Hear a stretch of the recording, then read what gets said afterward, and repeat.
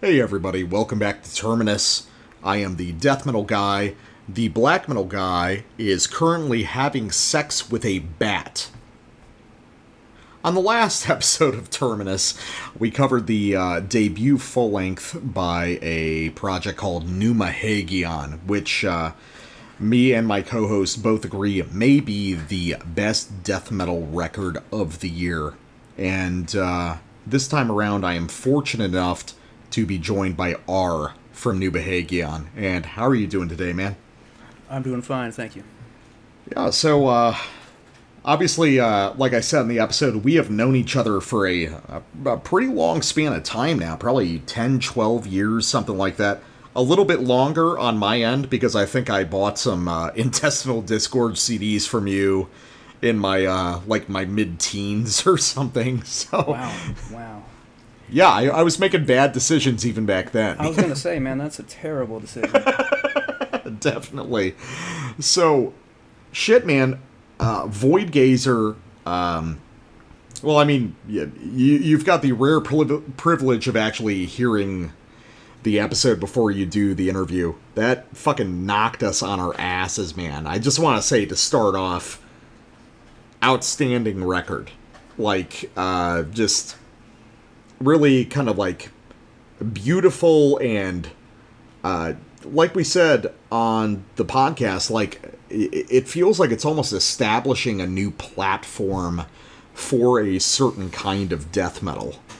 And, I'm just kind of curious, obviously, you know, we've been in touch basically since the beginning of Pneuma Hagion and before, so talk a little bit about the evolution of the project. Because, you know, early on it was much more in this kind of like, sort of like, almost like war metal kind of Black Death vein, but then it feels like the full length comes from a really different direction. Was that kind of a deliberate thing on your part, or did that just happen accidentally? Yeah, no, first, thank you for all that, the kind words about the album, man. It's crazy, because I didn't really expect anyone to listen to this shit. And like hearing, you know, like people say, hey man, this is really good, and I don't know about establishing a new platform or anything, but thank you, you know, that was cool. But yeah, so I guess I don't even remember when it started. It was like 2014 or 2015, something like that, maybe. Yeah, 2015, because we'll get into the origins and how deeply we're intertwined on that. But you probably know a lot more than I do. My memory is so terrible, and I have so many projects, man. But I remember, and we were talking about this a second ago. And I still don't know how to pronounce the name of the band. Well, you don't need to, because I stay anonymous for this, but yeah, so for the listeners, I had a project, about 5 years ago, and we did a bunch of demos and splits and an EP, and it was in a vein sort of like the original Pneuma Hagion stuff. You heard that, and you want to do something kind of in a similar vein. Right. And you started Pneuma Hagion just because we were in touch, kind of trading demos back and forth of shit that we were doing. So. Yeah, no, absolutely. And it wasn't a thing where I was trying to like I heard it and then I wanted to be like, okay, I want to make the same thing. It was like the impression I got from it, or the feeling I got from it. Yeah, I mean, it's not that the music that I didn't dig it. I know I did. But I mean, like, it was the impression that I got from it. That's what I wanted to do. Yeah, no, I'm not about here to try and, like, claim your territory. Oh, no. No, just to clear it up. Like, it sounds weird to say it, but, you know, but you get a certain feeling when you listen to certain things. Yeah, definitely. And that the feeling is like, oh, man, that's the shit. So, you know, what I want to do is I want to make something myself that hopefully can produce that feeling too, you know, because you know, and that's usually why I start a project, is because I'm like, man, that I don't know of anything else necessarily that sounds just like that gives the same results, so maybe I'll just make something, you know. But anyway, that's what I got from the anonymous project, and so in the beginning I just wanted to do the lowest tuned most primitive at the time. I guess I was thinking, like tune as low as possible, keep the song structures as simple as possible, keep the riffs as simple as possible, and I knew I wanted to do vocals that were somehow different than just kind of run of the mill stuff, because that's, I don't know, I guess it's like a pet peeve of mine that sometimes vocalists just don't. It appears to me that sometimes they just don't seem to give a shit about. Oh yeah, about the performance. As a vocalist in a bunch of bands, yeah, definitely, that's the case. Yeah, and to each their own. You know, that's cool. That's their band. That's their stuff. That's cool. But like for me, it's like I can't just say, okay, we're gonna do some death metal stuff. Okay, so I'll just go, you know, grunt, grunt, grunt, and then there you go, or re, or whatever the thing is. And so I knew I wanted to do something weird or different, and so I ended up. There's actually another reason why the vocals were weird too, because not only was I trying to do something different, but at that time, I had this thing going on where, you know, whenever I would record some vocals, you know, it'd really thrash up my throat, you know, like it does. Yeah. And me being kind of a hypochondriac and of course, you know, germaphobe and stuff, it would make me feel like I was getting sick, and I would get to the point where I didn't want to record vocals anymore because I didn't want to feel that way. And so I was like, how could I make vocals that don't suck, that I don't have to, like, blow my voice out, like, trying to record them? And so I just ended up experimenting with doing things really quietly, but then using pitch shifting and other kinds of things. Yeah, you were doing a lot of kind of, like, double-tracked, like, regular growl and kind of pitch shifted stuff, like, kind of war metal, like... Blasphemy or Goat Penis style. Yeah. Yes, exactly. And so I was just trying to do something like that, but make it a little, I don't know, a little weirder sounding. And so I don't know. And so yeah. So the early stuff was that was like the whole idea behind it. And then when it was time to do the full length, it was like you were mentioning. It seems like things have changed drastically, and I guess they have, because I was just. I'm done with the old stuff. Like, we did it, and I didn't feel like doing it again. So, yeah, I was like, well, what could I do next? And I'm not. It's not like I'm, you know, in a lab making these ingenious concoctions of music and shit. But, you know, I'm always thinking like that about it. Like, what can we do something different here that doesn't include turning into like opera and techno? Like not getting into just like, you know, eccentric ideas for their own sake. Yeah. Right. So I was like, okay, so it's time to make this full length, and I don't want it to sound the same, and so what could I do? And this is something that you picked up on when I was listening to the review y'all did, which I thought was hilarious. that it was just spot on. Was I actually used that a single specific Morbid Angel song, and the feeling I get from it. Fucking He Who Sleeps, man. Exactly. Dude, you posted that on your Facebook. It's like, I wanted to make something that felt like the first time I heard He Who Sleeps, and as soon as you posted that, I was like, fuck yeah, I'm good at my job. You know? Exactly, yeah. And so I was like, man, that is like the perfect Lovecraftian death metal song to me. Like, it's, I don't know why exactly, but it's just the shit. And so, well, it rules. Yeah, I mean, it rules. It's like, fucking insanely heavy. It's got catchy riffs. It's got great vocal hooks, great kind of erratic drumming. It's one of Morbid Angel's best songs ever. Yeah, honestly, for me, it's my favorite Morbid Angel song. And I mean, it's a shame about the drum production on that album. What do you mean? I like the drum production. Oh man, no, not for me. You're not into the really blown out reverb and everything, or no. And it also kind of, I don't know. It felt, you know, it felt really. I don't know if it was or not, but it felt like really sample replaced. And you know, that's fine if that's what you want to do. I'm not saying don't do that, you know, but to me, like, I thought that those drums would have sounded so much better if they sounded a lot more organic, a lot more natural. But it doesn't ruin it for me. It doesn't really ruin it, but I always think about it when I hear it. But that's my own hang-up. I'm just like, shit. It's how I feel with Akerkaka or Akerkaki or however the hell you say it. Something like that, yeah. The Go to Mindy's. Yeah.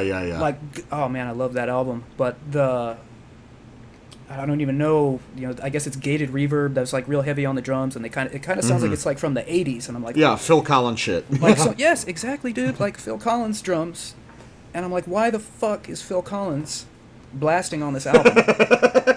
But no, anyway, well, that was one thing that you kind of adjusted on this release compared to previous Pneuma Hagion releases, which was having a session drummer.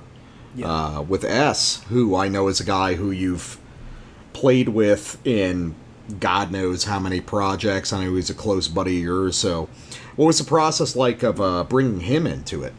Yeah, no, that was a great thing, because I was also tired of, not necessarily tired of having programmed drums, because the ability to program drums, the technological side of it has come so far recently. Yeah. And I will say that your programmed drums sound much better than the vast majority out there. Well, thank you. I mean, I put way too much time into it. I can tell you that. Like, I put way too much time into it. Like, individually making sure that nothing is snapped to the grid, and that there's a lot of randomization happening, not only in the placement of the notes on the grid, but also the velocity of each note. Yeah. And sometimes it's cool to have the really cyber sound. That's cool. But I usually don't want that sound. But anyway, Yeah. I didn't want to do that again. And unfortunately, I don't have drums anymore. I haven't had a drum set in, I don't know, 5 or 6 years. The last 10 years are a blur, man. But, so I don't have drums anymore. And so I haven't really played them at all or practiced, so I don't even know how horrible I would be if I picked them back up.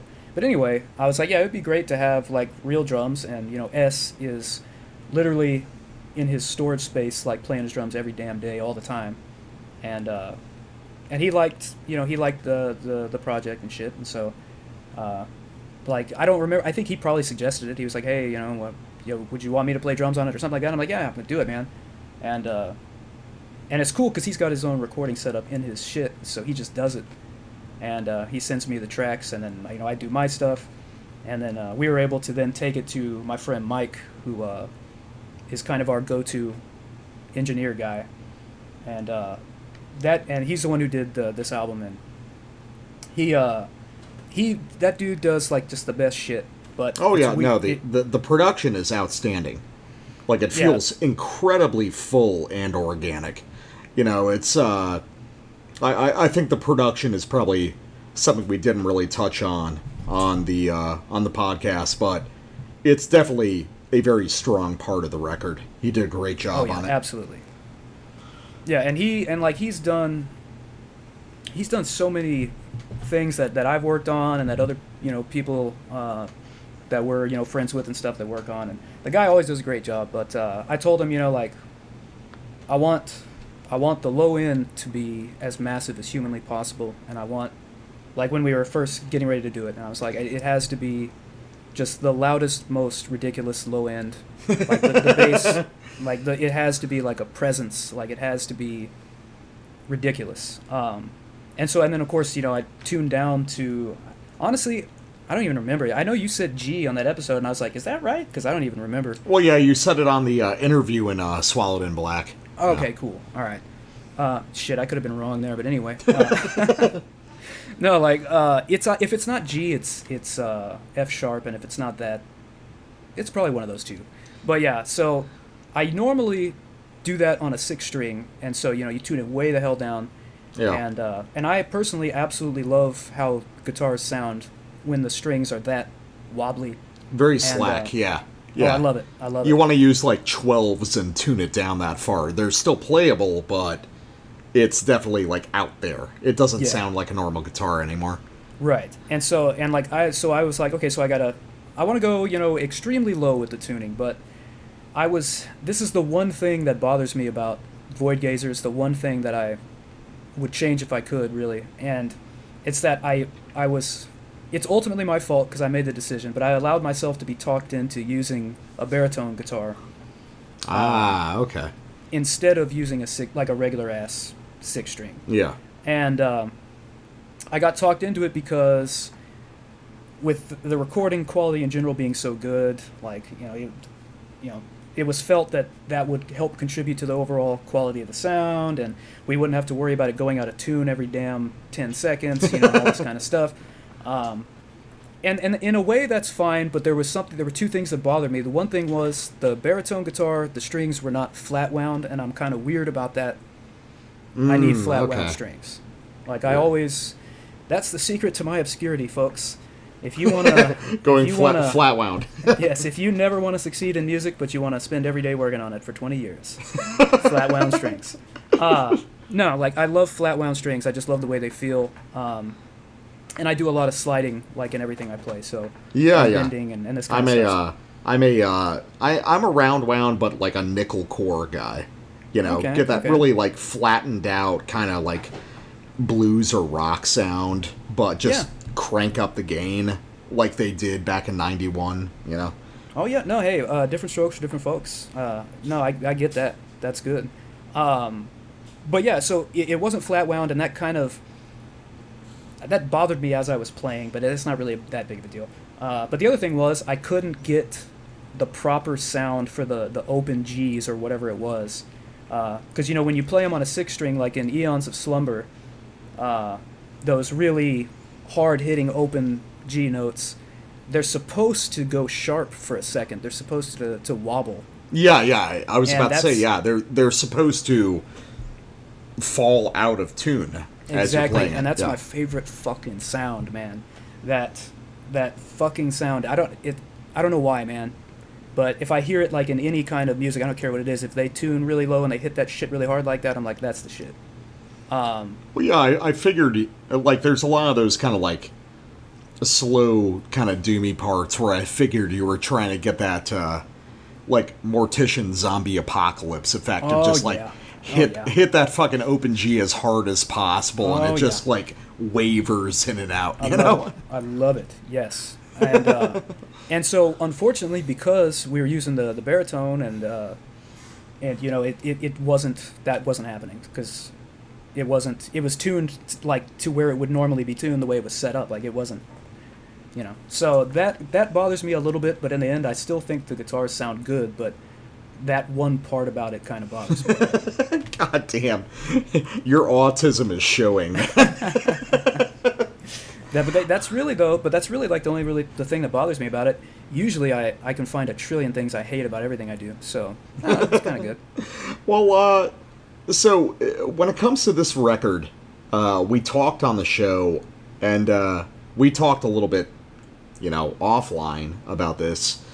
The thing that really struck us was sort of like, I guess just based on you and me talking, unintentionally you've arrived at a lot of sort of like modern extreme hardcore stuff via death metal on this record. Which I thought was interesting, because there's not a lot of that on the previous Pneuma Hagion recordings. But, I mean, you were talking to me, you were saying that it was probably arrived at through just stuff like Suffocation and Dying Fetus, but damn, dude, there's a lot of stuff that sounds really close to, Zabalba and No Zodiac and stuff like that. I was just kind of curious on your perspective, because it's like, it's one of the coolest things. Is this sort of maybe unintentional incorporation of modern extreme hardcore into this death metal framework in a way that's completely different from all the other bands attempting that. I was just kind of curious as to whether that was any sort of influence for you. I'm telling you, this is the most interesting part about this album, has been people saying things like, yo, like, this is some death metal with some hardcore, some tough guy hardcore beatdowns or this and that, and I'm like, what the fuck? Because, and then, like, when you had mentioned it to me the other day, and I said, but as I was thinking about it, like, I think that's probably right, as it had to have been some kind of subconscious thing coming out from Suffocation, Morpheus Descends, old school NYDM shit. Yeah, and even bands like Circle of Dead Children, who I hold near and dear to my heart. Oh yeah. Like, I listened to a hell of a lot of CODC in my time, And so I've definitely heard the hardcore influence through, I've heard it through intermediaries a lot. I don't really listen to any the hardcore. I mean, I listen to like Minor Threat, man. Like I don't. Yeah. I'm not familiar with a lot of the whatever's happening now, but when I will admit, I wasn't sure if I was going to admit this, but there was like a year in high school where I supplemented my usual menu of death and black metal and shit with some Hatebreed and maybe one or two other bands like Buried Alive or something like that. Well, God forbid you listen to Hatebreed, one of the best bands ever. I'm just saying, I'm losing my cult points as I admit to hardcore music. But anyway, you have no idea how many interviews we've had where people have said that shit. It's like, oh, I'm losing my cult cred. Oh, I just want to make sure people know that I don't give a shit. But no, like, yeah, no, I listened to Hatebreed pretty furiously in high school for a while, and I've always kind of kept an ear out to what they're doing, but I don't listen to that very often, and all I listen to for the most part is the same shit I was listening to when I was in high school. But yeah, so I definitely think it's really interesting that I guess somehow we've because to me it doesn't this has always been in death metal for me. Yeah. Like, because it seems to me that was always there. And so I didn't think of it as something. It's like, oh, this is like a hardcore influence, which I guess it is. But I was like, Well, I think it was there through a lot of the stuff that you're talking about, especially NYDM. Like, I mean, even beyond, Suffocation, Dying Fetus, like, get to the demo tape stuff from the mid-90s, like, Repudiation and 420 and shit like that, the real proto-slam stuff that was heavily influenced by Tough Guy Hardcore or Internal Bleeding. Oh god, yes, Internal Bleeding. I feel like Internal Bleeding probably channeled it more than anyone in that era. What was that one? I had one particular album of theirs that I tend to focus on single albums a lot of times out of discographies, but what is it? The Extinction of Benevolence? Was that the name of it? That was the second one, yeah. Mine, oh, God. My favorite is Driven to Conquer, the third one. Oh, so, yeah. Oh, yeah. Yeah, Driven to Conquer. Oh, man, I've seen those guys a couple times. They're not... Internal Bleeding has always suffered on recording from, like, bad production, but seeing them live a couple times, I'm pretty sure I've committed a homicide twice since I've seen them twice. Yeah. Oh, no, I've never seen them live, but that, Yeah. Oh, they're outstanding. Yeah, definitely. But, yeah. So, something I'm curious about, kind of getting back to the Morbid Angel stuff, because that's not really a band that we've talked about, but it seems like, just from your posts on Facebook and stuff like that, Morbid Angel is a really prominent influence, and like you were saying earlier, that Gateways to Annihilation, and specifically He Who Sleeps is a big influence on that, so how does that inform Pneuma Hagion? Well, like I said, it really was a case of I'm going to take the idea of this one song from Morbid Angel, and I'm going to try and make a whole album where every song to me gives off those same weird ass vibes, but in a by still sounding different, but somehow giving that same feeling. And for me, when I don't know, the first Morbid Angel I ever heard was Domination or Dominate or whatever the hell it was. Yeah, Domination, yeah. And that was the first one I had heard when I first was getting into death metal. Like the first death metal bands, it was Cannibal and it was Deicide, and then it was this shit. And and at the time, like I think that was the most current album at the time. Mm-hmm. And we had a little place here in town that was called Rock City. And it was owned by this one dude who looked like Richard Ramirez, and but he was like the nicest dude, and it was like the shop was like the size of a closet, dude. Like it was just tiny in this little strip mall thing. Anyway, it was the only place to get good music. It was the only fucking place. There's technically another place in town, but it was downtown. Anyway, I would go there every weekend, and so I remember when I was first getting into death metal, part of it was by going to that shop, and he had the shirts for that Domination album, and I was familiar with the name Morbid Angel at the time, but I hadn't heard him, and so I went and got the CD from him, and after I listened to the CD, I was like, holy shit, and so I went back and I got the shirt later. But anyway, that I always got a Lovecraft vibe really, really strong. And that was honestly part of the thing that got me into Lovecraft to begin with, was Morbid Angel.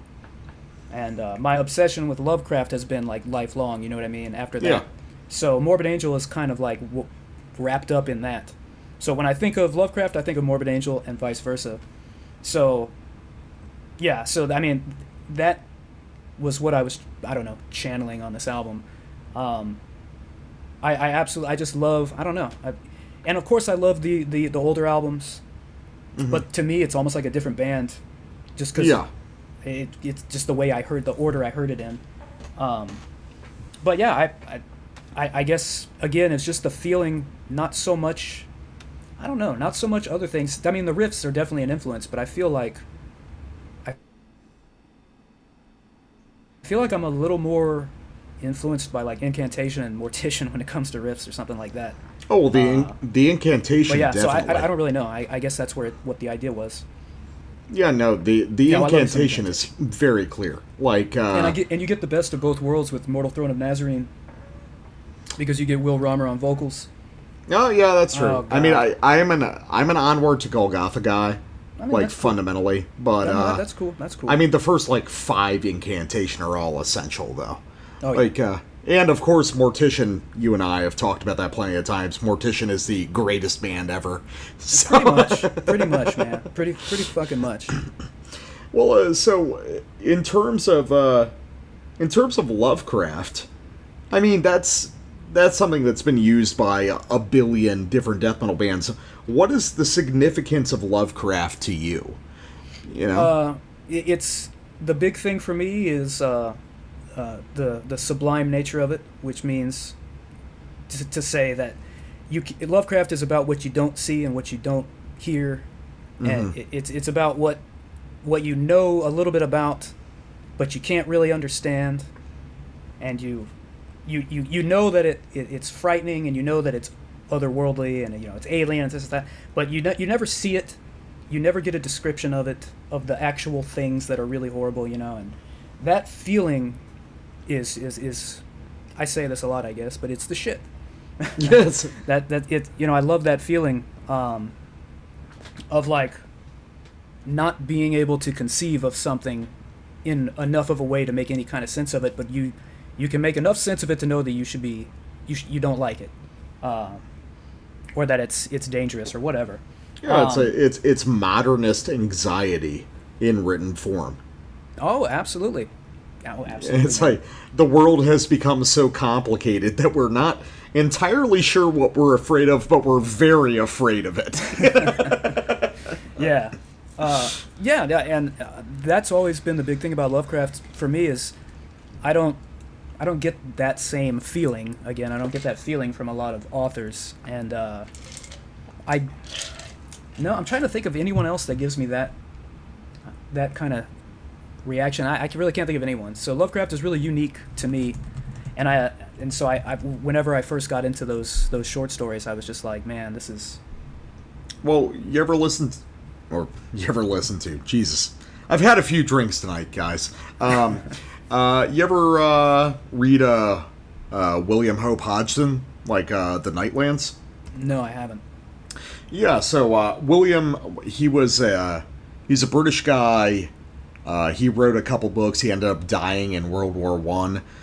But he was an influence to Lovecraft. He did a book called The Nightland.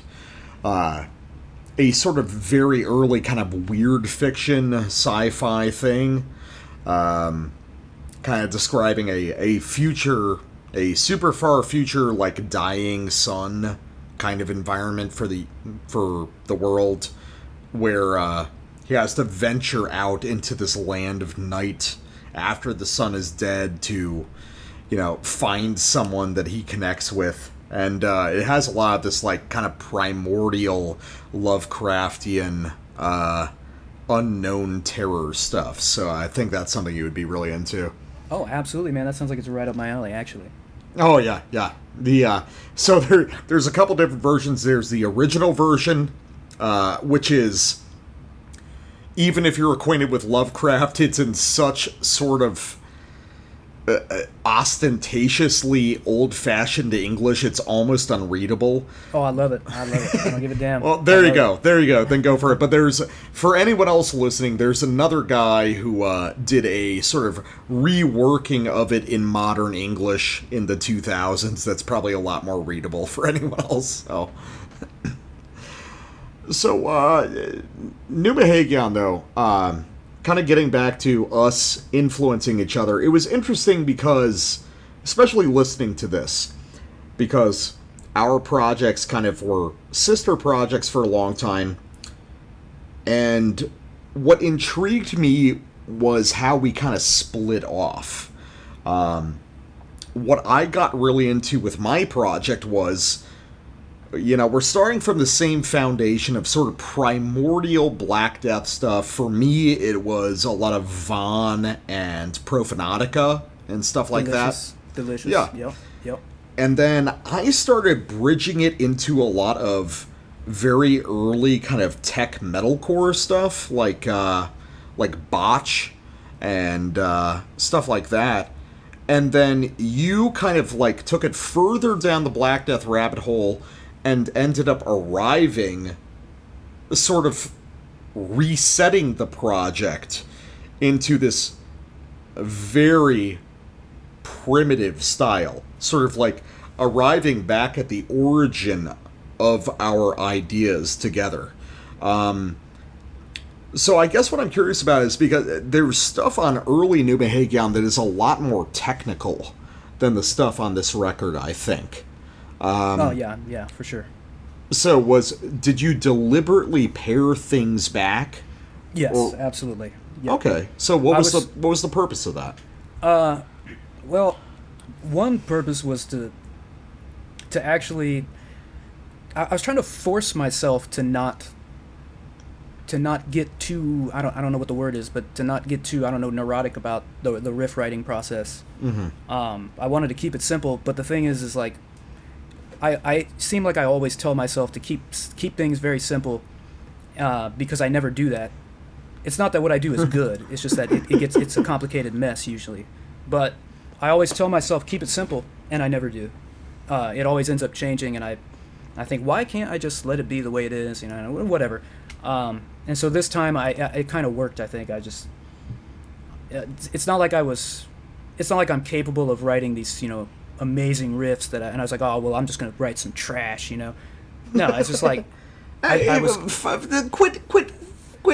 quit anti-sucking your own dick. You're good at guitar, all right? but anyway, so I was like, whatever sounds good, when you're playing you're making up riffs and you hear one that sounds good and you're like, all right, we're gonna use that. Like I was telling myself, just take that riff as it is and use it. Like, don't think about it more. Don't try to change little parts of it, or just take it when you initially thought to yourself, that sounds good, and leave it like that.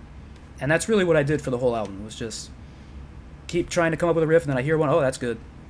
Record just that riff, on a little demo track thing, and all right, what would come after that? Do the same process over and over again, and in the end, you got that. And then I was like, all right, now don't change any of that. And I think that's why it ended up being more stripped down or something like that.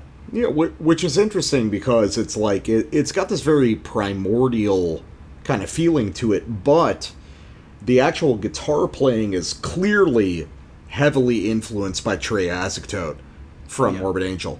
I mean, with all the slides and bends, it's like they're very simple riffs on a certain level, but they're augmented substantially with these kind of like tonal flourishes, Yeah, well, that's where it's coming from for sure too. One of the songs that I think of is, or just that comes to mind, is "Where the Slime Live" on Domination. Oh yeah. Like I always loved that the main riff in that song, and that's kind of bendy and has that stuff going on, and all that stuff just lodged, in my unconscious mind or something. But yeah, that his style is to me has always been unique, and it's I always thought that it's really tough to find a bad riff in a Morbid Angel song, unless we're talking about obviously a one particular album. But it's I still haven't heard that one, and I feel like it's probably better than people say. No, it's not. Oh, it's not. Okay, it's not. But no. I mean, really, man. I mean, the guy's got I don't know where it comes from, but he's got it. You know what I mean? Whatever it is, he's got it, and those kinds of riffs, like that's when I hear them, I was like, yeah, that's the way this shit's supposed to be. Like that's the way this is supposed to sound, I guess. So is that sort of your like death metal ideal? I don't know, man. It's hard to say because I think Deicide is just as much an influence from vocals to riffs, and then honestly, Cannibal, up to and including Vile, like that's like those are kind of that's three bands that I listened to like way too much growing up. So oh, you're a Tampa boy all the way, aren't you? I mean, yeah. I mean, I did listen to, like I said, I listened to a lot of the Suffocation and stuff, and Morpheus Descends and bands like that. And I thought Morpheus Descends was like the heaviest shit on the planet back when that shit was super underrated. Out. Super underrated. Yeah. And there were yes, but ultimately, yeah. If it came down to just playing time or how much I listened to them, like Deicide and Cannibal is such a heavy influence, and then Morbid Angel, of course, but. I think it's some kind of weird blend of those. Probably like the well where I draw the riffs. I gotcha. Well, I'll tell you what. Let's take a quick break. But before that, what is your? Yeah, and I know it's like picking from your kids, but you have a favorite kid. What's your favorite song off Voidgazer for a little bridging track into the second half? Man, that's. Oh, damn, that's kind of tough, man. It would probably be either Timeless Darkness or Eons of Slumber, probably. You got to pick one, man. I got to pick one. Shit. Yeah, I know. It's tough, Timeless man. Darkness, probably. Timeless Darkness. All right, so let's listen to Timeless Darkness by Pneuma Hagion, and we will be back in just a moment.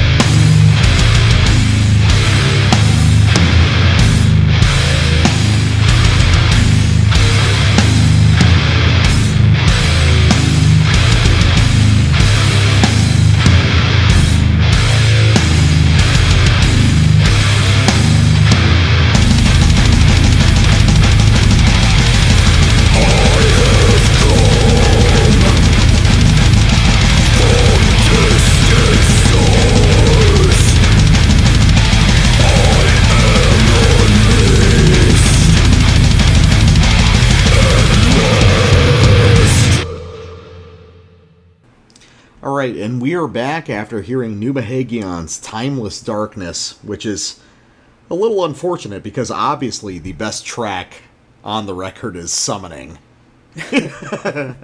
as you heard us scream while we were reviewing it. My mistake. Oh man, Summoning. Yeah, it's like, oh, I don't listen to beatdown hardcore, and then we proceed to get the biggest beatdown of the year on Summoning. So, okay, so to pan the camera out a little bit. So you've got 30 projects or something, you know? It's like, it ain't 30, you know, but it's probably somewhere near there. It's a lot. I don't know, man. It's probably like 12 or 15 or something. I don't know, really. Something that interests me about the music that you do with your dozen or so projects is that for other people, it feels like there's a unifying quality to all their projects. You know, some element to the way they construct melodies or something where it's like, oh, it's this guy. For you, that doesn't seem to be there. It feels to me like you pick a style or a genre and you subsume yourself completely into it. If that makes sense. Yeah, you know, it does. It's not meant to be like an insulting thing. I think it's actually impressive the way you divorce your ego from the process. So what is kind of the compelling feature of starting all these projects and doing all this music that I think all of it's very good, but it's very disparate in a way, and it doesn't have those markers of a person like it does for other people. I don't know. I haven't really thought about that before. That's it, but it sounds about right. I don't know why I don't have a signature sound or something like that. Yeah, well, like for instance, I remember back in the day, you were talking to me. You had been listening to some dungeon synth, and you were like, "Yeah, I think I'll make an album of this." And you did the Ancient Crypts album, and oh yeah, yeah, you did that, and you were just like, "Yeah, I'm done. I'm good." You know, it's like you just you did it. It was out of your system, and it just sounded like a good dungeon synth album. It did not mark it as something that you would do. It was an entirely self-contained experience, which I find really interesting, because there's a lot of people out there, they do a bunch of projects, but they put their own stamp on it. You seem to be...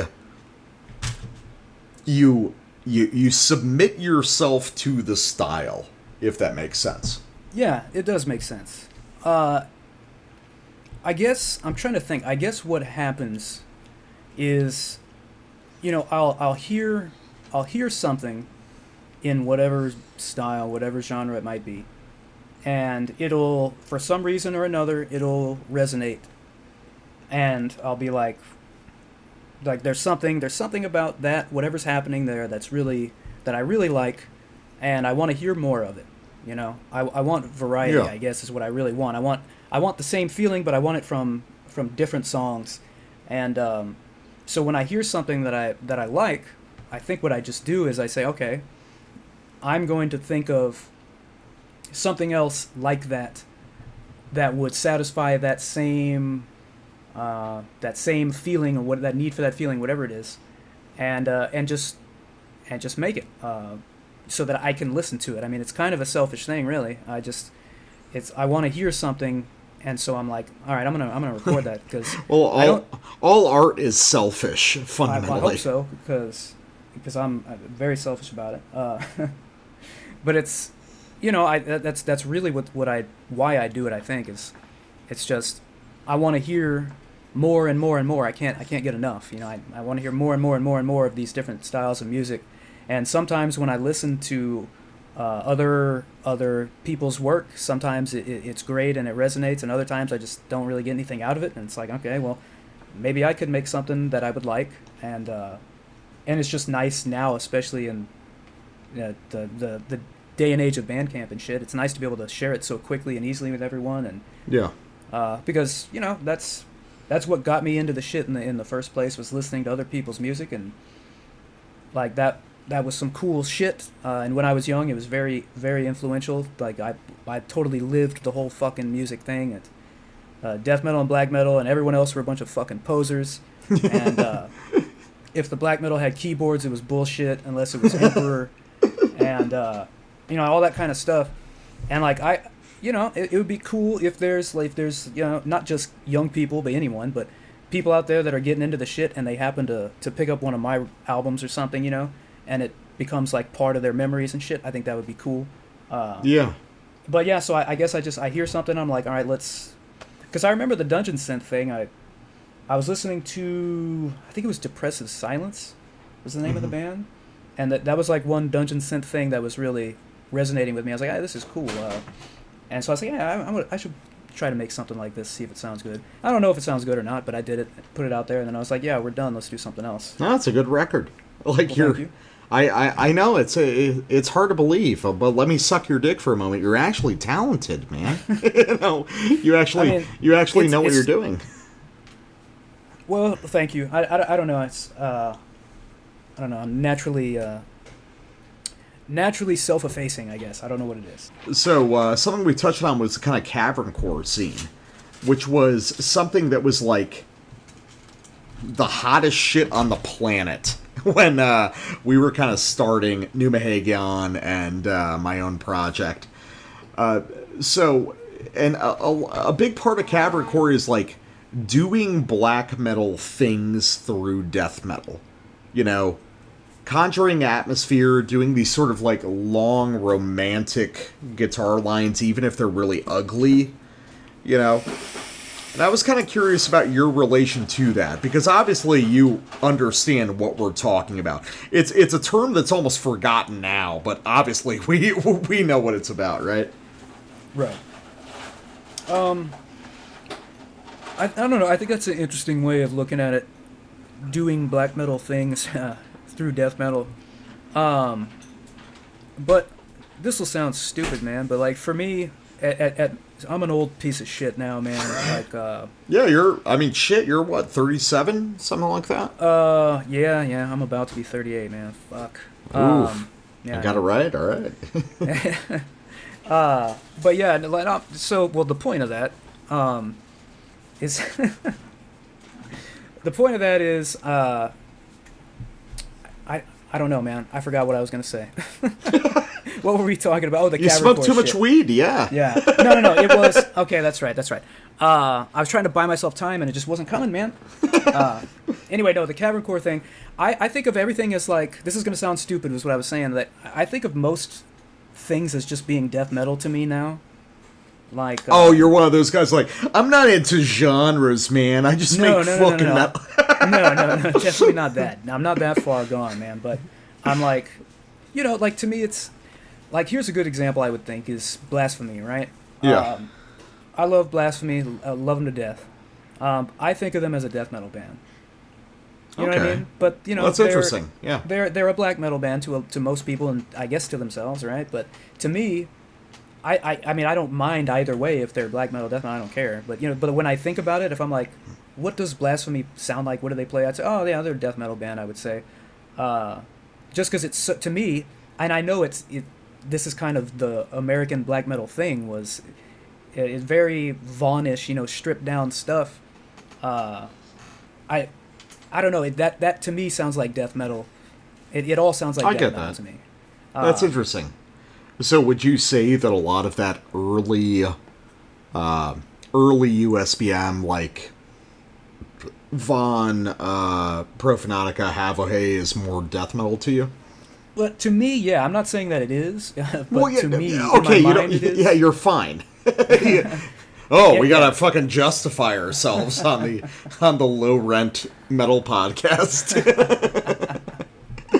But yeah, out of those bands, I would say Vaughn to me is definitely a death metal band. Okay. But yeah, I mean, ultimately the distinction is unimportant to me, but I still make it. I'm like, I think it's all death metal. But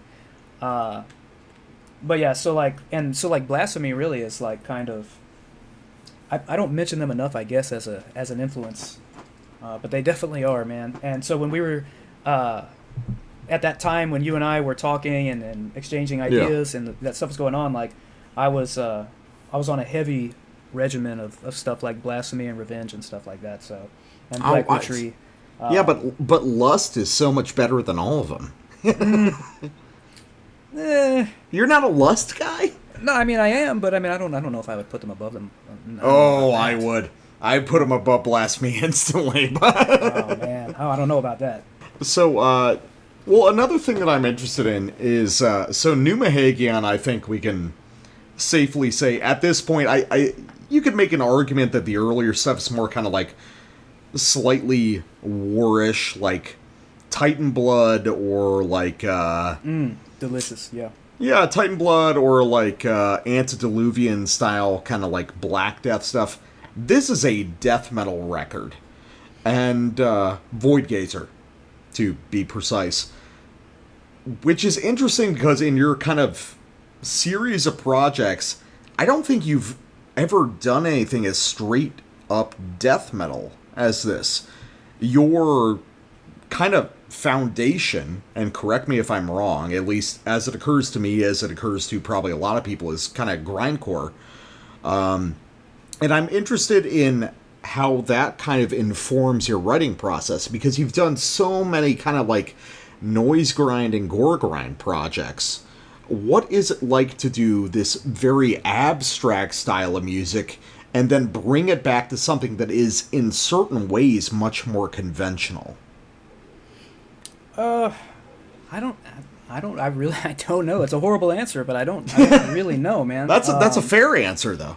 I mean, it's definitely true that grindcore is part of everything that I'm doing, for whether I'm trying to make it that way or not. In terms of song length, probably that's a big thing. I don't like longer songs usually. I know that sounds stupid because I have a Funeral Doom project, but you've got a couple actually. Yeah, oh, that's true. They keep multiplying, man. I can't even control it.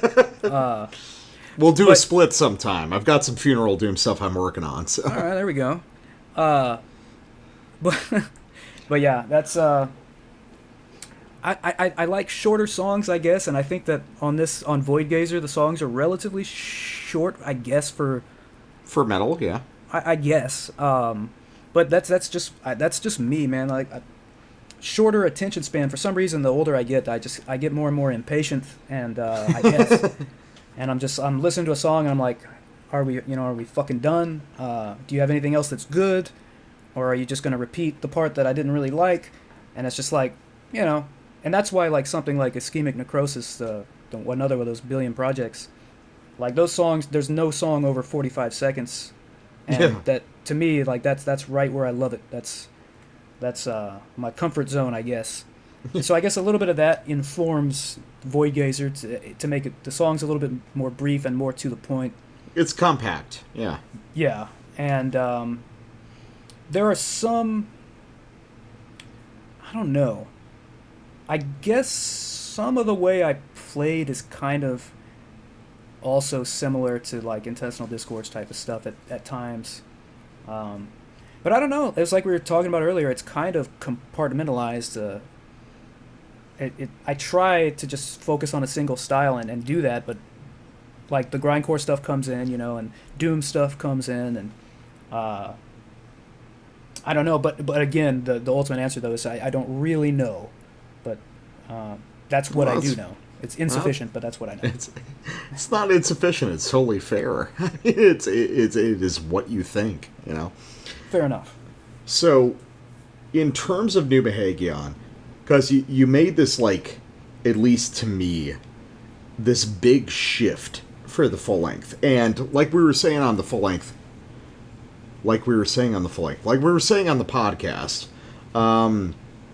it feels to me like you are creating, like we said in kind of the first half of the episode, a new foundation to build on for this project.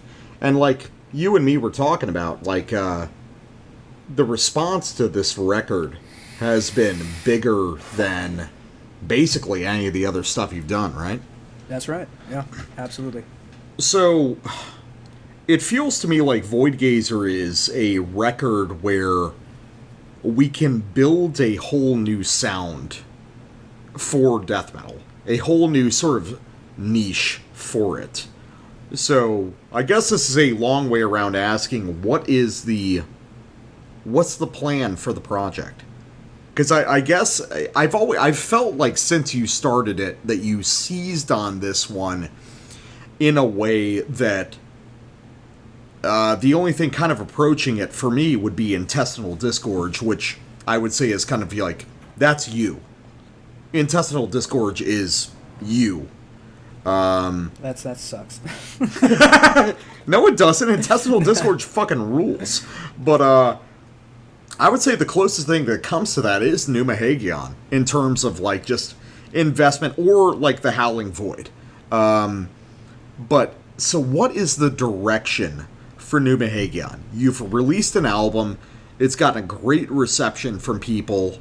Probably, I think you even said way more than you were expecting. Oh, absolutely, way the hell more. Oh, yeah. So what the fuck do you do with it now, man? Shit. Once again, guess what? You don't know. I don't fucking know, man. But, like, because usually I just jump to another project, like, and I don't, like I've already done, you know, and you can't dump this one off, man. People are invested now. Well, I mean, it's definitely like, I mean, I was certainly planning to keep going with it, you know what I mean? But I didn't have any immediate plans or ideas or anything.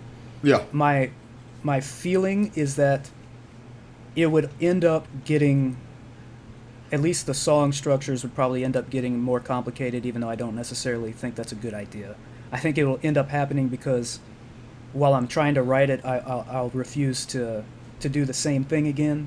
Yeah. And so I don't know. So, and I don't know if that would be a good thing or not in the end. But I know that I was very happy with the vocals that I did. Oh yeah, and they're really good. I've always thought that I don't know. I think Glenn Benton's probably my ideal vocalist. So. You know, like we were saying on the episode, how dare you summon me?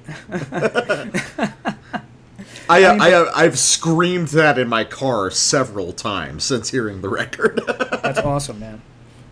But yeah, no, I don't know. I would like the vocals probably to continue in like the exact same vein, where it just sounds. I don't know. There's something enjoyable about being fucking harangued by some otherworldly entity who's just fucking pissed. Fucking harangued by it. It's like demanding you do your laundry. Yeah, I mean, this thing is just pissed, and it's just diatribes coming at you like, I'm about to come down there and fuck all of you up, and there's something about that I really love. And so, I mean, it would definitely, for this project especially, it would always be as, there was a bunch of the Gnostic thing going on in the early stuff, and now it's kind of like Lovecraft, and I think that it would stay that way, and it doesn't matter, you know, to me, I know that there's like, there's a lot of Lovecraft shit now, you know what I mean, like, and that's fine, but I don't really care like how many Lovecraft things are going to be going on. Like that's always going to be my interest, and it's always going to be. It's probably always going to be the thing for this band now. So. That's fair. I don't know. That would be my guess. Is that's how things will go. Yeah. So apart from your own shit, I mean, what are you listening to these days? Like what's your you know, pet fascination right now? Well, let's see. So, I'm always listening. There's a couple bands that I'm always listening to. Like, Defeated Sanity is a band that I'm always listening to. Yeah, definitely. and so that's always in rotation. Like that's just always there. Aside from that, lately, well, I've been listening to some Macabre lately. But that's also something I'm always listening to. Well, they just did a new record, right? Yeah, yeah. And in fact, I was listening to that earlier today, actually. There's a couple songs on there that I really liked because they sound like. There were a couple of songs on the album that I really liked because they sounded like they would have been on Sinister Slaughter. Oh yeah. And I love Macabre. I love everything they do. I love their attitude. I love their experimentation. They get so far out in left field, like they're outside of the stadium, and it's like, what the hell is this? And I love that. But when I'm listening to Macabre, I'm listening to that old school shit. Sinister Slaughter and Grim Reality. But I listen to Macabre all the time. Listen to Defeated Sanity all the time. Well, yeah, the new Defeated. We covered that on the podcast. Is holy shit, man! Oh my god, man! I love it. I absolutely love it. Talk about going into the furthest reaches of jazz in death metal. Yeah. I shit. Well, yeah, you're a jazz guy too, right? To a degree, yeah, to a degree, yeah. Not so much these days, but my connection to jazz went through John Zorn, like it does for a lot of people. Oh yeah, for a lot of metal guys, especially. For a lot of metal people, yeah. John Zorn and Peter Brautzman, yeah. Right, exactly. And of course Defeated Sanity. It's just I really going back to the whole feeling shit again. When I hear a Defeated Sanity song for the first time, it's like being on a fucking roller coaster, man. And it's like I have no idea what I'm gonna get, but I know it's gonna be the shit, and it's gonna be heavier than fuck, and it's gonna be so obscenely technical that I'm not necessarily gonna know what the time signature is half the time, and it's like, and I love that, man, and so. And I really am a creature of habit when it comes to what I'm listening to, man. Like, I've literally been listening to very little else than Defeated Sanity and, like, Dahmer and Macabre, really, for, like, the past 6 months. Oh, yeah. I was about to bring up Dahmer. It's like, because I know Dahmer's, like, your favorite band ever, right? Yeah, pretty much favorite band ever. Pretty much. I mean, it's hard to say, but, yeah, it's probably Dahmer. No, it's cool. I was getting back from a writing session in my band, my black metal band, and I was listening to Molesting the Decapitated for the billionth time again. Oh, yeah. Hell yeah. Yeah. Oh, yeah, man. I totally forgot about Devourment. Yeah, that would obviously have been an influence, too, man. In terms of some chunkiness that showed up. It should be an influence on everyone. Oh, I agree. No, I agree, man. Devourment's the best band. One of. Particularly that album for me. Particularly that album is just. Yeah, that shit. one and Butcher of the Week for me, definitely. Yeah. But yeah, I don't think you can go wrong with Devourment. Yeah. Conceived in Sewage, you can go wrong. It was fucking boring. But, so, I guess, oh, man. I'm going to paint you into a corner on this one. All right. So, for us, at least, as the guy who was instrumental in making probably one of the best death metal records of the year, what do you see the future of the genre being? Or, moreover, where are there places in the style to expand that have not been accessed so far? Wow. I'll be honest. If I knew the answer, I wouldn't tell you, and I would record it, and then I would tell you. No. I honestly, no. I don't know. I wish I knew, man. I don't know. That's something that I obsess You over made a the lot. album. You made the album that did it, man. I mean that's cool. If that's true, that's cool. But I didn't know what the hell I was doing if that's what happened. And I wish I knew. But that's, like I was saying, like that's something I obsess over. Is I want to find something new all the time, and it doesn't matter if it's like truly novel, as if it's new to me. But I'm always trying to, wishing I could find that shit. Like, what could I do that people would look back, years later and say, this is where this genre like branched off from and where this happened. Yeah. Like I thought maybe we were doing that 20 years ago with Drown in Rectal Sludge. I was like, hey man, well, you this is did. A brand new, you did, but people don't realize it. Well, retards like me followed it and were like showing it to people in high school and being like, "This is the greatest music ever."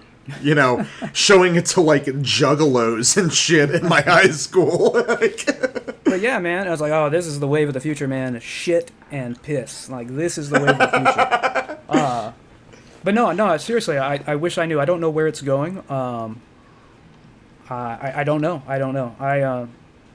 I feel like I'm not going anywhere because when I do vary what I listen to, like I said earlier, I listen to the shit I was listening to in high school, so I don't listen to a lot of new stuff, really. So I don't know. I don't think my finger is on the pulse of what's happening, really. Well, in terms of yourself as an artist, where are you going? Down. I mean, no, I don't know. I'm always. I think I'm just trying to. Probably what I just said. Just trying to find something new, and I don't think I've ever really found it. I know you said, maybe Drown in Rectal Sludge was kind of unique, or Voidgazer's kind of unique, but I don't feel like I've done anything like that. And it's not for like to be recognized as someone who did something new. It's just like a personal ambition that for some reason I have. It's like I want to find, I don't know, I want to find something new. It's like I want to explore, and because I'm definitely not going outside.